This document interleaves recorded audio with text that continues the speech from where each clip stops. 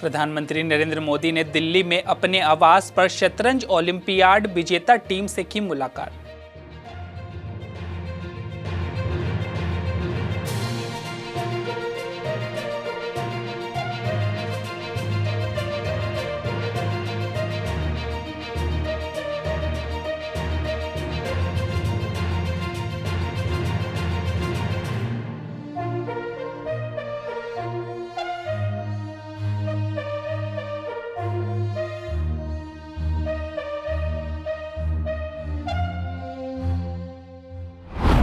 जम्मू कश्मीर में दूसरे चरण के मतदान पर प्रदेश भाजपा अध्यक्ष और नौशेरा विधानसभा सीट से उम्मीदवार रविंदर रैना ने कहा कि जम्मू कश्मीर में दूसरे चरण का मतदान सफलतापूर्वक संपन्न हुआ है।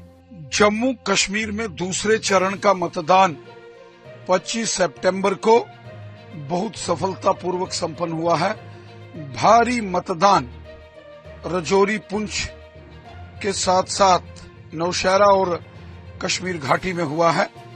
मैं दूसरे चरण की सभी विधानसभाओं के मतदाताओं का धन्यवाद करता हूं, जिन्होंने बढ़ चढ़कर इस मतदान में हिस्सा लिया और मैं उम्मीद करता हूं कि 1 अक्टूबर को जो आखिरी चरण का मतदान है उसमें भी बम्पर वोटिंग होगी।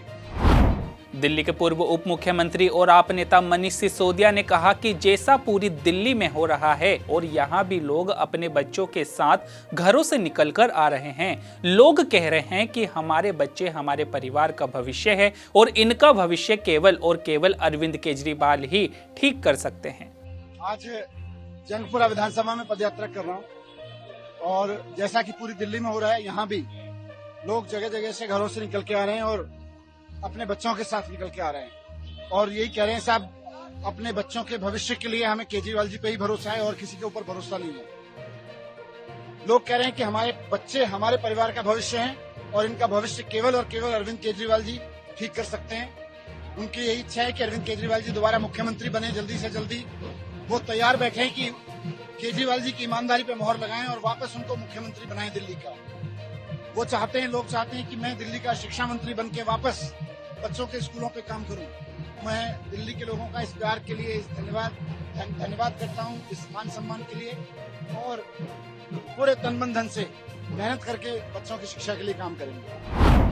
पीडीपी प्रमुख महबूबा मुफ्ती ने कहा कि कश्मीर में भाजपा ने संसद से राजनीति चलाई है। जिन लोगों को वे जिताने में मदद करते हैं, उन्हें पैसे देते हैं और प्रशासन के जरिए उनका साथ देते हैं। बिल्कुल जो कश्मीर में पार्लियामेंट से पॉलिटिक्स चलाई है बीजेपी ने, जिन लोगों को वो जिताने में मदद करती है, उनको फंड्स देती है, पैसा देती है और एडमिनिस्ट्रेशन के जरिए साथ देती है, उन लोगों के रैलीज में प्लेबिस्सिट, आजादी के नारे लगते हैं।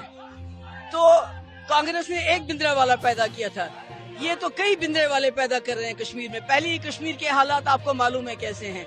जब इस किस्म के इमोशन को आप जगह दोगे, आप उसका साथ दोगे, अगर कोई लड़का बात करता है उसको जेल में डालते हैं। हमारे कश्मीर के हजारों नौजवान जेलों में बंद हैं, मगर जब जो ये भिंडरावाले जो बना रहे, जब उनकी रैलीज में आजादी के नारे लगते हैं, पाकिस्तान के नारे लगते हैं, तो बीजेपी वाले खुश हो जाते हैं ये सोच के कि ये जीत के आएंगे और कल को हमारी सरकार बनाने में मदद करेंगे। जेडीयू द्वारा बिहार को विशेष राज्य का दर्जा दिए जाने की मांग पर केंद्रीय मंत्री जीतन राम मांझी ने कहा कि मांग उठाना कोई बड़ी बात नहीं है, लेकिन आपने देखा होगा कि पिछले बजट में बिहार को कितनी योजनाएं दी गई।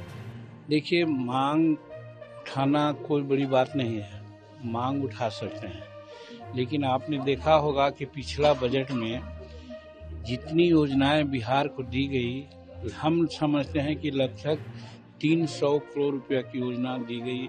चाहे रोड का मामला हो, चाहे रेलवे का मामला हो, या गया को पर्यटन के दृष्टिकोण से उन्नत करने के लिए जो बात होती है वो हुआ है, और बोध गया और विष्णुपथ को सर्किट के रूप में जोड़ने की बात उन्होंने की है। तो कहने का मेरा मतलब है कि बिहार के लिए नरेंद्र मोदी जी का स्पेशल ध्यान है।